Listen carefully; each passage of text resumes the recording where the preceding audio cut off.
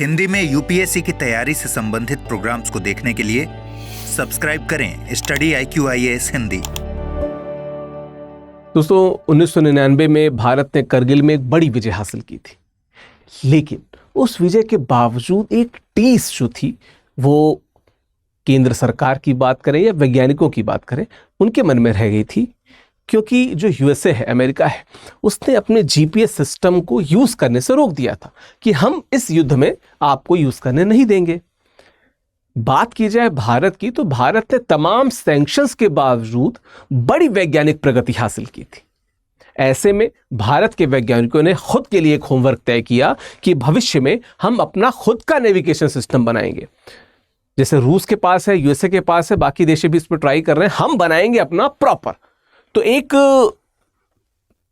नई दिशा में इसरो और बैकएंड में हम कह सकते हैं DRDO शुरू हुए और Indian regional navigation satellite system यानी कि IRNSS इसकी शुरुआत हुई। 2006 से शुरुआत हुई, लेकिन समग्रतः 2012-13 का जो वर्ष था, हम इसे पूरी तरीके से शुरू होते देखते हैं। उसके बाद से जब भाजपा सरकार आई तो नाम भी इसका चेंज हुआ, यही IRNSS नाविक नाम से प्रसिद्ध हुआ। इसी नाविक को लेके एक सूचना है, जो हमारा देशी जीपीएस सिस्टम है, इसको लेके एक सूचना है कि कहीं ना कहीं भारत में ये जो सैटेलाइट सिस्टम है, इसके बड़ी मात्रा में सैटेलाइट निष्क्रिय है या बहुत कमज़ोर तरीके से कार्य कर रहे हैं। बेसिकली एक RTI दाखिल की गई थी, उसके बाद उस RTI के रिप्लाई में जो उत्तर आया वो ये बता रहा है कि कहीं ना कहीं सही दिशा में तो हम नहीं जा रहे हैं। हम क्या दिक्कत है उस पर बात करेंगे, नाविक क्या है हम उस पर बात करेंगे, क्या चीज़ें गड़बड़ हो रही हैं उस पर बात करेंगे, क्या भविष्य में समाधान हो सकता है उस पर भी बात करेंगे। ठीक है, तो क्या है एक बार इसको समझ लेते हैं। तो जो स्वदेशी नेविगेशन सिस्टम है नाविक, भारत का अपना जीपीएस सिस्टम था, मुश्किल में है। क्यों? क्योंकि इसरो जो है कि ये मेहनत थोड़े से फेल होने के कगार पे, ये न्यूज़ की भाषा मैंने लिखी भले है, आप इस पे जाइएगा मत। इसरो बहुत विजनरी है किसी भी न्यूज़पेपर से, अखबार से। चूंकि मैंने इसको as it is Times of India से प्रयोग किया है तो शायद इस भाषा में आ रहा है, बट बेसिकली इसरो के लोग निश्चित तौर पे बहुत रेडी होंगे। हाँ, ये ज़रूर है कि RTI द्वारा जो जानकारी मिली है वो थोड़ी सी नकारात्मक है ना। और क्या है, सैटेलाइट्स इन्होंने टोटल अब तक जो 11 सैटेलाइट्स जो लॉन्च किए, उसमें से सिर्फ 4 ही जो है वो काम कर रहे हैं। वैसे मैं आपको बताऊं, अगर पिछले वर्ष की बात करें या इस वर्ष की शुरुआत की बात करें, तो एक रिपोर्ट आई थी जहां पे ये था कि 7 काम कर रहे हैं। अभी जो RTI से क्लियर रिपोर्ट मिली है उसमें पता चल रहा है कि इसमें से 4 ही काम कर रहे हैं। कहाँ पे दिक्कत है, क्या दिक्कत है, हम उस पर भी बात करेंगे। बाकी या तो खराब हो गए या पूरी तरीके से बंद है। और सरकार ने क्या है, संसद में एक RTI के जरिए इस बात को माना भी है, स्वीकार भी किया है। देखिए, मैं फिर से कह रहा हूं कि इसरो हो या DRDO हो, बैकएंड में उनका काम चल रहा होगा। हम भविष्य में जब आगे बढ़ेंगे इसमें तो हम उस मुद्दे पे भी बात करेंगे। चलिए, इसके पहले मैं आगे बढ़ूँ, बताता चलूँ कि हमारा जो प्रतिज्ञा बैच है, ठीक है, 2026 को जो टारगेटेड है, उसके अलावा 27 और 28 के टारगेटेड बैच भी हैं। और जैसे इसरो अपने उद्देश्य को लेकर फोकस होता है, क्लियर होता है, you should be also very clear कि आपको UPSC की जर्नी ईजी करनी है। स्टडी IQ की प्रतिज्ञा बैच से आप जुड़ सकते हैं। बहुत से फीचर्स हैं, हम प्रीलिम से लेकर इंटरव्यू तक बताएं तो अथाह फीचर्स हैं। चाहे SIP की बात करें, PRP की बात करें, SIM की बात करें, MRP की बात करें, IGP की बात करें, मेंटरशिप की बात करें, किताबों की, बहुत सारे फीचर्स बिल्कुल वैसे ही जैसे इसरो के जो सैटेलाइट्स होते हैं उनके फीचर्स होते हैं। जैसे उन्होंने देश की जो स्पेस परंपरा है उसको सुदृढ़ किया, वैसे ही आप अपनी प्रिपरेशन को सुदृढ़ कर सकते हैं। आप हमारे बैच से जुड़ सकते हैं। विकास लाइक कोड है तो इसका प्रयोग करेंगे तो आपको अधिकतम डिस्काउंट मिलेगा। जो भी फैकल्टीज कोड की बात करते हैं, बस इसलिए कि वे बच्चे जो 1-2 हज़ार के कारण मन महसूस कर रह जाते हैं, उनको 6-7 हज़ार तक का डिस्काउंट मिल जाए, इसलिए ये कोड है। ध्यान रखिएगा, इस समय डबल धमाका सेल चल रही है। 31 जुलाई तक ये सेल चलेगी, उसके बाद ये सेल बंद हो जाएगी।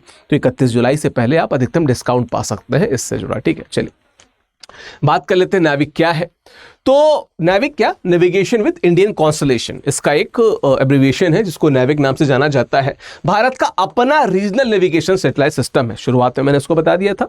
IRNSS यानी कि Indian regional navigation satellite system का हिस्सा है, जो इसरो ने 2006 में शुरू किया था। और क्या करता है, भारत को विदेशी जीपीएस, जो यूएस का जीपीएस है, हमें कंपैरिजन भी छोटा सा मैं बताऊंगा आपको, ठीक है, उसके निर्भरता से आज़ादी मिल सके। आज के समय में जब आप गूगल मैप खोलते हैं वो जीपीएस पे आधारित होता है। भारत अपने आधार पे, कुछ दिनों पहले एक न्यूज़ भी आई थी कि जो टेलीकॉम प्रदाता कंपनियां हैं वो अपने डेटा को नेविक से शेयर करेंगे और उससे लिंक होकर बेहतर चीज़ें मिलेंगी, क्योंकि 1500 किलोमीटर की रेंज है इसकी। ऊपर से अगर आप देखेंगे तो समस्त चीज़ें कवर हो जाएंगी, लगभग 930 मील की। तो वो एक बड़ी रेंज है जिसपे नेविक कार्य करता था, ठीक है। खासकर 1999 के कारगिल युद्ध में जब अमेरिका ने जीपीएस डेटा देने से मना कर दिया था, तब इसकी जरूरत महसूस हुई थी, ठीक है। और नेविक भारत और इसके आसपास के 1500 किलोमीटर। आपको पता है पोलर ऑर्बिट क्या होती है, या जो अन्य ऑर्बिट्स की बात की जाती है, जियो स्टेशनरी ऑर्बिट क्या होता है, ठीक है, जियो सिंक्रोनस ऑर्बिट क्या होता है? कमेंट बॉक्स में उत्तर देते जाइएगा गुरु। मैं ये देखता हूं कि जो विषय बड़े ही आपको टेक्निकल लगते हैं आप उससे बचते हैं, उत्तर दीजिए ना, यहाँ पे आपकी प्रैक्टिस की जा रही है ना। कि सटीक लोकेशन, नेविगेशन, टाइमिंग, यानी कि लोकेशन, नेविगेशन एंड टाइमिंग, इसको पीएनटी कहते हैं, ठीक है। PNT, position, navigation and timing की बात है, सर्विसेज देता है। पीएनटी सर्विसेज बहुत फेमस रही हैं, बहुत बार चर्चाओं में रही, बहुत सारे एग्जामिनेशन में पूछी भी गई, ठीक है। मकसद था कि सिविलियन और सैन्य दोनों इस्तेमाल के लिए इसका प्रयोग किया जा सके। एक स्वदेशी सिस्टम हो जो पीएनटी यानी कि पोजीशन, नेविगेशन और टाइमिंग को क्लियर कट तरीके से बता सके। इसमें एटॉमिक क्लॉक्स भी हैं, उनके फेलियर की बात भी थोड़ी बहुत की जाएगी, ठीक है। चलिए, सैटेलाइट्स टोटल 11 सैटेलाइट्स लॉन्च किए गए एनएस के द्वारा। अगर मैं बात करूं तो जुलाई 2013 को पहला लॉन्च किया गया था और 29 जनवरी 2025 को, अगर मैं सही हूं तो, अंतिम लॉन्च किया गया था, ठीक है। अच्छा, और क्या है कवरेज? भारत और आसपास के 1500 किलोमीटर एरिया तक इनका कवरेज है, ठीक है। 2013 से 2025 तक इनको लॉन्च किया गया। डेट मैंने आपको बता दिया कब क्या है। लागत लगभग 2250 करोड़ रुपए की लागत से ये बने हुए थे, ठीक है। चलिए, बात करें अगर नेविक की, तो क्या हो गया है, इश्यूज क्या है? तो शुरुआत शानदार रही थी, लेकिन अब हालत क्या है कि 11 में से सिर्फ 4, वैसे मैं आपको बता दूं कि 7 ही थे, 7 में से भी जो 4 हैं वो सैटेलाइट्स काम करें, क्योंकि 7 तक की न्यूज़ तो जनवरी 2025 में आउट हो चुकी थी। आरटीआई के द्वारा पता चला है कि जो बचे 7 में से भी 3 थे वो भी अभी थोड़े और ख़राब चल रहे हैं, ठीक है। पीएनटी यानी पोजिशनिंग, नेविगेशन और टाइमिंग सर्विस दे रहे हैं। बाकी 7 या तो पूरी तरीके से फेल हो गए या आंशिक रूप से काम कर रहे हैं। डिटेल में इस पे आप इसकी जानकारी लेना चाहें तो आपको विभिन्न वेबसाइट्स में मिल जाएगा, वहाँ पे सरकार ने क्या रिस्पॉन्स दिया वहाँ पे पढ़ सकते हैं। मैंने इसमें नहीं जोड़ा है, वो आपके काम का बहुत ज़्यादा नहीं है फिलहाल, ठीक है। एटॉमिक क्लॉक फेलियर क्या? अब आपको पता है कि जैसे कुछ दिनों पहले मैंने एक सेकंड की परिभाषा के लिए मैं एटॉमिक क्लॉक और बाकी रूबीडियम और सीजियम की बात की थी। तो है क्या कि जैसे इसमें 3 हर जो सेटेलाइट इसमें 3 एटॉमिक क्लॉक होते हैं, ठीक है, जो समय को सटीक रखते हैं। कई सेटेलाइट में जैसे IRNSS 1A, 1C, 1D में ये क्लॉक फेल हो गए हैं। ये क्लॉक विदेश से आए थे, इनकी गुणवत्ता में दिक्कत आ गई है, ठीक है। रूबीडियम जो परमाणु घड़ी है उसके साथ क्या होता है कि कुछ ही ऐसे देश हैं जो नेविगेशन पे काम करते हैं खुद के सैटेलाइट से, और उनके पास इस प्रकार की बेहतर स्थिति वाली रूबीडियम क्लॉक्स बहुत कम ऐसे देश हैं जिनके पास है। भारत के पास थी। अब इनमें से कुछ में ये क्लॉक में कुछ फेलियर आ रहे हैं, हालांकि इस पर बहुत लंबे समय से चर्चा भी की जा रही थी, बट लेट अस सी, शायद इसरो उस पर काम करे। लॉन्च फेलियर की बात क्या है? IRNSS 1H 2017 में आया था और NVS 02 जो 2025 में लॉन्च के दौरान फेल हो गए।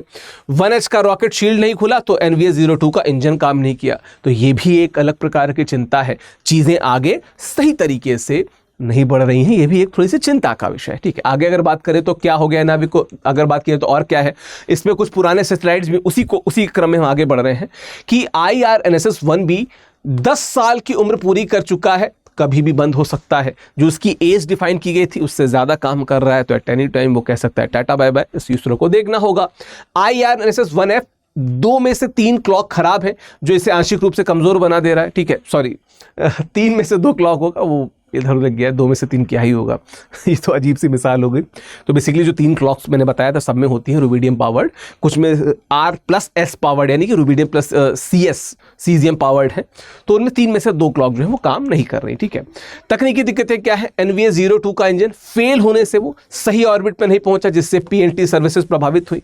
PNT सर्विसेज क्या है? फिर से कमेंट बॉक्स में 1-2 बार लिख दीजिएगा। जैसे आप लोग जय हिंद, हेलो सर, नमस्ते सर, प्रणाम सर लिखते हैं, वैसे इसका फुल फॉर्म लिख देंगे, मैं ज़्यादा खुश रहूँगा, ठीक है। चलिए, हालत क्या है? अभी IRNSS 1B, 1F, 1I, NVS 01 ही पूरी तरीके से क्या है काम कर रहे हैं। बाकी सैटेलाइट्स या तो मैसेजिंग सर्विस या के लिए इस्तेमाल हो रहे हैं या पूरी तरीके से बंद है। तो हम कह सकते हैं कि 1/3 जो काम है वही दिख रहा है, और जो इसके काम है जैसे 1/3 ही काम कर रहे हैं, और उनमें से भी जो इनके काम है उनके भी 1/3 दिख रहे हैं। जैसे एनपीटी में सिर्फ टी वाला पोर्शन, टाइमिंग वाला पोर्शन दिख रहा है, बाकी चीजें नहीं दिख रही हैं। बात करें इसके आगे की, तो सरकार ने क्या बोला? सरकार ने कहा कि हाँ प्रॉब्लम है, खराब है कुछ चीजें। सैटेलाइट्स काम कर रहे हैं 4 उन्होंने बताए, IRIS-1B, 1F, 1I और NVS-01, यही 4 सिर्फ काम कर रहे हैं। ठीक है, चिंता क्या है? 1B अपनी उम्र पूरी कर चुका है, 1F में आंशिक खराबी है जो थोड़ी देर पहले मैंने जिक्र किया। प्लान क्या है? सरकार ने कहा कि NVS-03, NVS-04, NVS-05 को 2026 तक लॉन्च किया जाएगा, लेकिन अभी तक स्पष्टता नहीं है। मैं आपको बता दूं कि NVS जो न्यू वर्जन सैटेलाइट्स हैं, तो NVS-01 और 02 की बात मैं कर चुका हूं। 3, 4, 5 इसी रेंज में जाने थे जो अभी तक गए नहीं। ठीक है, तो इस पे भी थोड़ी सी स्पष्टता का अभाव है। ठीक है, और अगर हम बात कर लें तो नाविक की अहमियत क्या है, इंपॉर्टेंस क्या है, तो मकसद क्या था? भारत को विदेशी सिस्टम पे निर्भर रहना। जैसे जीपीएस की बात कर लेते हैं। अच्छा, जब जीपीएस की बात चली है तो मैं आपको बता देता हूं कि नाविक है उसको इसरो ने संचालित किया। ठीक है, जीपीएस जो है वो जो अमेरिका का रक्षा विभाग है उसके द्वारा चलता है। नाविक में 7+4 का क्या कहते हैं स्पेक्ट्रम था, जिसमें से 7 एक तारामंडल के रूप में दिखते हैं। यूएस की जीपीएस की बात की जाए तो उसमें लगभग 31 उपग्रहों का एक प्रॉपर कॉन्स्टलेशन बनाया गया था, तो उसमें 31 थे, इसलिए वो ज़्यादा पावरफुल है, ज़्यादा विस्तारित है। अब तो वो भारत की भी चीज़ों को देखी है, तो खैर छुपा क्या है। तो विदेश पे निर्भर ना रहना पड़े, इसकी बात यहाँ पे की गई थी, खासतौर पे सैन्य इस्तेमाल में, क्योंकि सैन्य इस्तेमाल में बहुत सारी चीज़ें गोपनीयता से भरी होती हैं, वो ना कभी दिक्कत में आए। खैर, civilian use, mobile, car navigation और किसानों के लिए सटीक डेटा ये उपलब्ध कराता था, इसलिए इसकी इंपॉर्टेंस थी। ठीक है, सैन्य यूज, मिसाइल गाइडेंस, जहाजों की नेविगेशन और युद्ध के दौरान लोकेशन पे कार्य करता था, इसलिए इसकी इंपॉर्टेंस थी। ठीक है, आपदा प्रबंधन, देखो यार, जब हम लोग डिजास्टर मैनेजमेंट की बात करते हैं तो कई बार कहते हैं कि सैटेलाइट की सहायता ली जाए। इसी सैटेलाइट सहायता को ये उपलब्ध करा रहा था जिसकी यहाँ पे बात की जा रही है। बाढ़ या भूकंप में रेस्क्यू ऑपरेशन के लिए बहुत की कहाँ बाढ़ है, कहाँ से सेना जा सकती है या कहाँ से राहत सामग्री जा सकती है, इसकी बात ही कराता था। ठीक है, और क्या है? अर्थव्यवस्था। अब जैसे क्वालकॉम, आपने प्रोसेसर का नाम सुना होगा मोबाइल में, जैसे कंपनियों ने नाविक की मोबाइल चिप्स में इस्तेमाल करने की तैयारी की हुई थी, पर जो नाविक है वो खुद थोड़ा सा कमज़ोर हो गया, तो आई विश की चीज़ें रिकवर हों। चलिए, क्या हो सकता है असर? सुरक्षा जोखिम, अगर नाविक पूरी तरीके से फेल हो गया तो सेना को फिर से जीपीएस पर निर्भर होना पड़ेगा, तो हमारे जो डेटा है, जो गोपनीय डेटा है, वो लीक हो सकते हैं, खतरनाक हो सकता है। ठीक है, आर्थिक नुकसान क्या? 2250 करोड़। अच्छा, मैं बताता चलूं, आपने ऑपरेशन सिंदूर के बारे में सुना ही होगा, और अगर नहीं सुना है तो फिर क्या ही कहा जाए, एक शब्द का मौन, 1 मिनट का मौन अपने लिए रख लीजिएगा। खैर, तो ऑपरेशन सिंदूर में भी नाविक ने बहुत सपोर्ट किया था। वही बात हो रही है कि ये सुरक्षा जोखिम ज़्यादा हो जाएंगे अगर नाविक जैसी चीज़ें नहीं आई। अगला क्या है? 2250 करोड़ रुपए खर्च होने के बावजूद सिस्टम काम नहीं कर रहा है, जो टैक्स पेयर के पैसे की बर्बादी दिखाता है। पर ये आप मत लिखिएगा, ये चीज़ें इतने मुखरता से नहीं लिखी हैं, बस मैं बता रहा हूं कि चीज़ें कहां पे नकारात्मक जा रही हैं। विश्वसनीयता क्या है? इसरो की तकनीकी क्षमता पे सवाल उठ रहे हैं, क्योंकि लगातार सैटेलाइट फेल हो रहे हैं। अभी 2 की मैंने बात ही कर ली, तो निश्चित तौर पे चिंता का सबब तो है ही।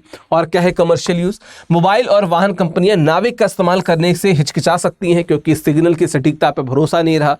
खुद जब ये रिपोर्ट में सरकार ने माना है तो कंपनियां तो वैसे मानने से रही, तो वो पीछे हट जाएंगी। ठीक है, चलिए, भविष्य में क्या हो सकता है?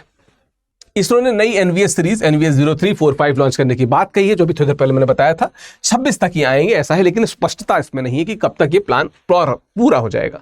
नई तकनीक क्या है? स्वदेशी एटॉमिक क्लॉक और बेहतर इंजन को वहां पे जोड़ा जाए, ऐसी बात चल रही है, और ऐसा कहा जा रहा है कि इसमें सीजियम को भी जोड़ दिया जाए, सिर्फ रुबिडियम पे डिपेंडेंट ना रहा जाए। L1 बैंड मोबाइल और सिविलियन यूज के लिए इसको और उसमें जोड़ा जाए। अच्छा, मैंने जब आपको NVS-2, 3, 4, 5 के बारे में बताया था, तो मैं बता दूं कि L1 बैंड की फ्रीक्वेंसी जो है उसको यहाँ पे मजबूत किया जाएगा। ठीक है, और क्या है? सुरक्षा, सैन्य इस्तेमाल के लिए लंबा कोड सपोर्ट की तरफ कहीं ना कहीं इसरो भी देखेगा और DRDO भी उधर ध्यान देने की कोशिश करेगा। लेकिन सवाल क्या है कि इसरो अपनी लॉन्च रफ्तार और बजट को बढ़ा पाएगा? लोगों की मांग है कि सरकार को इसरो को और सपोर्ट करना चाहिए, ये लोगों की मांग है।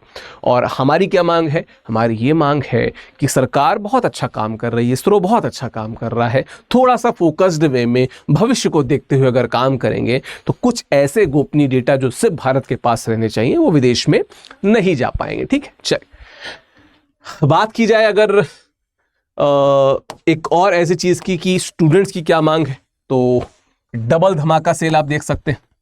ठीक है, स्टडी IQ में चल रही है, 31 जुलाई तक की सेल चलेगी। इस दौरान आप हमारे प्रतिज्ञा बैच और ऑप्शन से एक साथ जुड़ सकते हैं। ठीक है, एक साथ जुड़ेंगे तो दोनों के डिस्काउंट मिल जाएंगे, तो बहुत बड़ा डिस्काउंट आपको मिल जाएगा।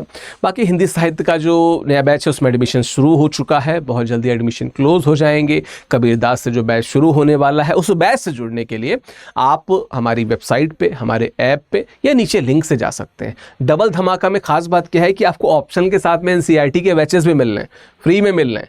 और बाकी जो चीज़ मैंने बताई जो प्रतिज्ञा बैच के बारे में, उसमें क्या खास बात थी कि अगर आप किसी और फैकल्टी को इंग्लिश या हिंदी या इंग्लिश में आप चाहते हैं, आप उनकी भी क्लासेस लगवा के उनसे भी पढ़ सकते हैं। इस बात को क्लियर रखिएगा अपने मांग में। तो इतनी वर्सेटाइल चीज़ें इतने बेहतर तरीके से, इतने बेहतर प्राइस पॉइंट में नहीं मिल पाएंगे, गिवन कि आप विकास लाइव कोड का प्रयोग कर रहे हैं। डिस्काउंट भी एक्स्ट्रा मिल जाएगा आपको। तो प्लीज़ देर मत कीजिए, सेलोज भी मत रहिए। ठीक है, और भविष्य को सही करना है तो उसके लिए आगे बढ़िए। बाकी ये मेरा टेलीग्राम चैनल है, स्कैन करके आप यहाँ से जुड़ सकते हैं। ये इंस्टाग्राम चैनल है, स्कैन करके यहाँ जुड़ सकते हैं। नीचे टेक्स्ट है, इन टेक्स्ट को एंटर करके भी आप मेरे टेलीग्राम और इंस्टाग्राम से जुड़ सकते हैं। This is my email ID vikas.singh@study.com। यहाँ पे आप मुझे लिख सकते हैं, मैसेज कर सकते हैं, कुछ भी बातें बताना और शेयर करना हो, क्या इसरो को और आगे बेहतर करना चाहिए, लिख के भेज दीजिए। इसमें बच्चे भेजते हैं, आप भी मुझे भेज दीजिएगा। कमेंट बॉक्स जरूर उत्तर आप देते रहें उसमें। ठीक है, मैंने कुछ प्रश्न पूछता हूँ क्लास में, उसके उत्तर देते चले। Thank you so very much, धन्यवाद, थैंक यू। हिंदी में UPSC की तैयारी से संबंधित प्रोग्राम्स को देखने के लिए सब्सक्राइब करें स्टडी IQ IAS हिंदी।